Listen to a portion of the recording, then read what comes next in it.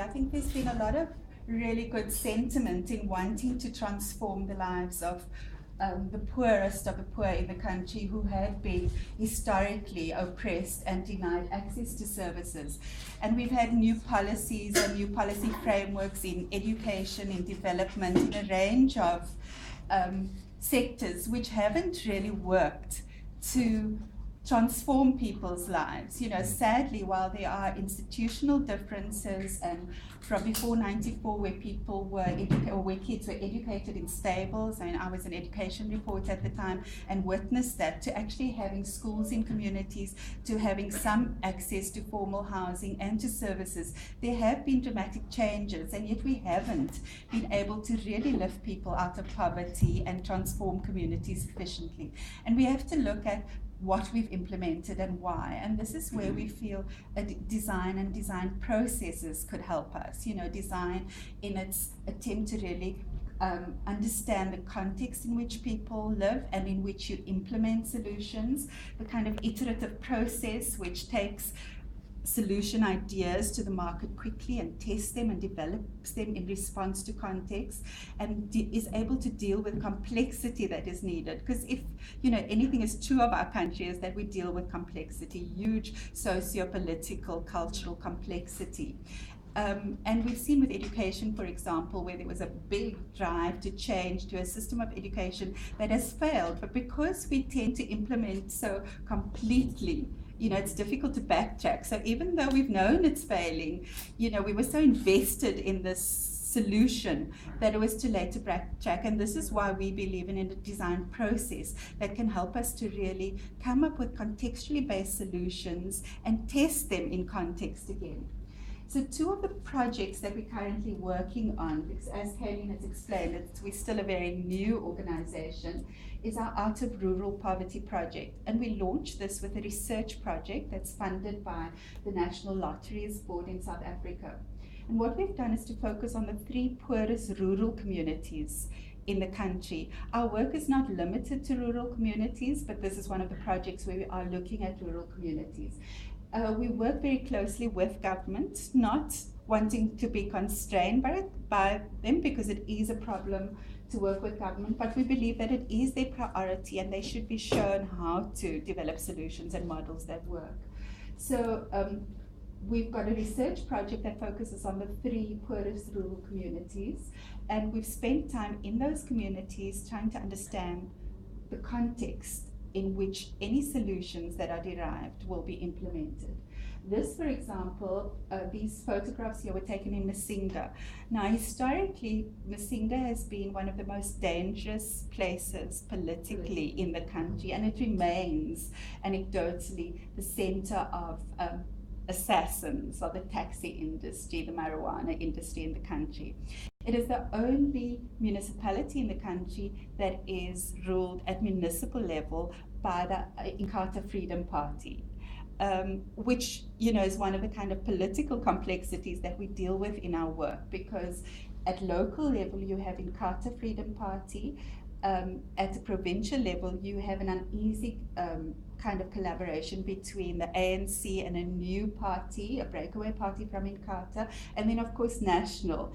And all of those deliver services or have an impact on delivering services to some extent. You know, so it's really important that we do desk research. We look at the integrated development plans, and you know, we understand that, and then going into the context and grappling with the political and cultural and geographic and social conditions.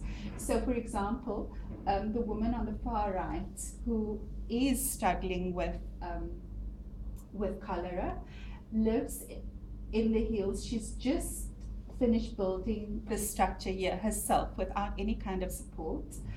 She had been living in a tent because recently, in recent years, Masinga has been struck by floods which have washed away people's homes. And it was very interesting being in that community and hearing people on the ground. I think it's the first time that I've experienced it, actually speaking about climate change and the impacts, because until recently they haven't been experiencing these flash floods which have destroyed brick and mortar houses, which have cost lives. Just 2 months before our last trip there in March, in January, there was a flood.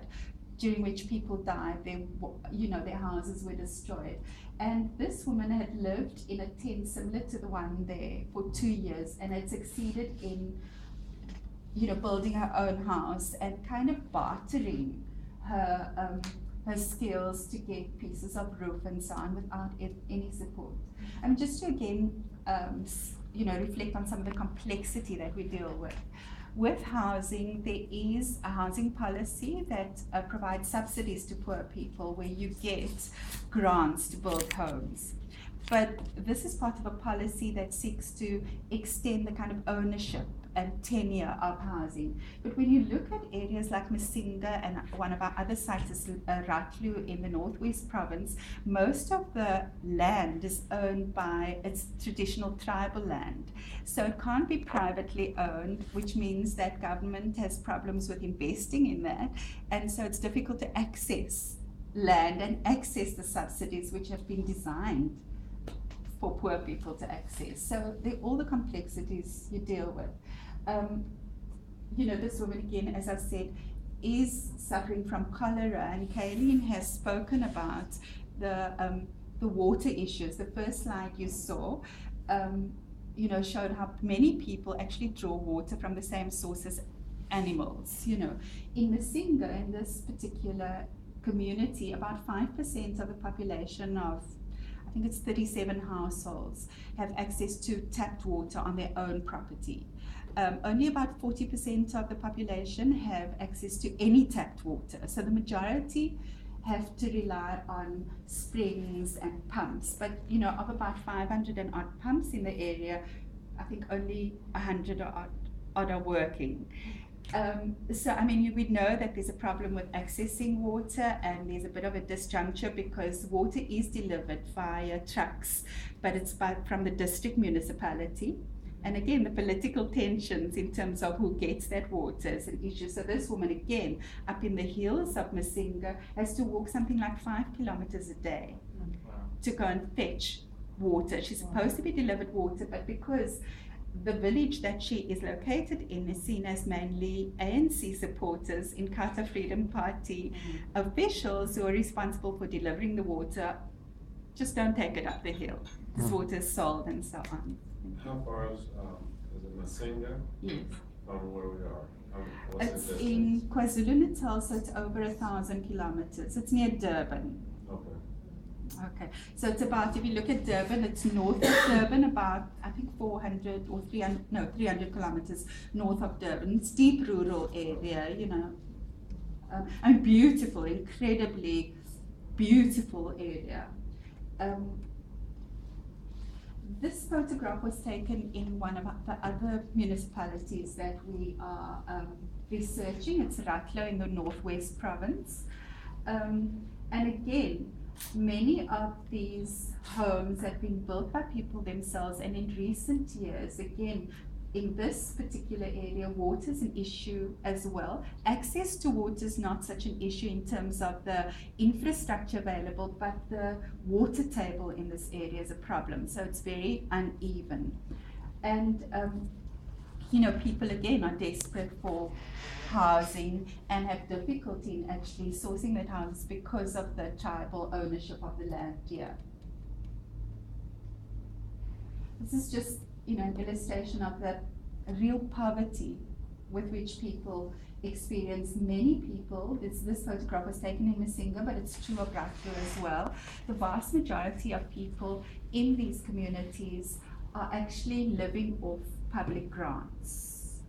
In Masinga, and to some extent Cradle, the biggest employer is government, is local government. So food security is an issue, farming is an issue again with water. So there are huge opportunities for interventions and innovation with people. But as Kaylene has said, what we would attempt to do is to look at maybe existing or new innovations that can help people with food security, but in ways that give them opportunity also to create livelihoods out of it. We've been inspired to some extent by Paul Pollack. I don't know if you know his work, and his Out of Poverty program. So when we look at solutions, we would look at issues of accessibility, of radical affordability, and include people in last mile distribution and in the creation of whatever solutions there are. Okay, just an example of, a water pump in Masinga, and we have many photographs of water, people collecting water, because when you don't have access, then the kind of drama of your daily life in terms of, collecting water is a huge energy sapping. We often speak of, Kaylene mentioned that we are doing a documentary, and I think our brief to the documentary of the filmmakers has been to acknowledge that while the circumstances within which people exist are dire, is to look at the kind of innovation and sophistication with which you need to navigate your daily lives when you don't have the resources that we take for granted. I often use the example here of people using illegal electricity, because they are tapping into other electrical sources illegally. But if you can imagine the kind of sophistication of thinking needed to do that, not only in terms of your technical know-how to use the electrical resource, but the kind of relationships you need to build to share, electricity. How does that happen when we often don't recognize the enormous sophistication and dedication that people use to arrive at work without the resources we take for granted? And it's that kind of ingenuity and energy and innovation that we'd like to tap into and unleash through a project like this, and through creating new models for enterprise development, for example. This government speaks of enterprise development. There are all kinds of initiatives and funds and around entrepreneurship, but it actually only understands the corporate model of entrepreneurship. And this is why it's so important for us to engage with government. I mean, just after this meeting, we're meeting the portfolio committee chair on rural development, because we need to actually, I suppose, evangelize around this new ways of doing things. South Africa needs solutions, and we need to find new models. This is the other project that Kaylene referred to. It's an